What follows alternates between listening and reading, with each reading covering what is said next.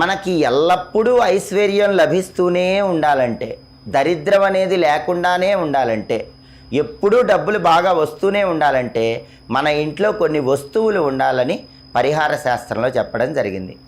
వాటిలో ముఖ్యమైనటువంటి వస్తువులు ఏంటంటే రోలు, రోకలి. ఎందుకంటే రోలు అనేటటువంటిది పార్వతీదేవి స్వరూపం, రోకలి అనేటటువంటిది పరమేశ్వర స్వరూపమని ప్రామాణిక పరిహార శాస్త్రంలో చెప్పారు. ఏ ఇంట్లో అయితే రోలు, రోకలి ఉంటాయో ఆ ఇంట్లో శివపార్వతుల అనుగ్రహం వల్ల ఎప్పుడు ఐశ్వర్యం ఉంటుంది. అయితే రోలు, రోకలి ఇంట్లో ఉన్న వాళ్ళు విడివిడిగా ఉంచవద్దు. రోలు, రోకలి ఎప్పుడు కలిసే ఉండాలి, శివపార్వతులు ఎప్పుడు కలిసే ఉండాలి. ఒక ఇంట్లో శుభకార్యక్రమం కోసం పసుపు దంచితే రోట్లో అతి తొందరలోనే ఇంకా శుభ కార్యక్రమాలు జరుగుతూ ఉంటాయి. అంతటి శక్తి రోలు, రోకలికి ఉంటుంది.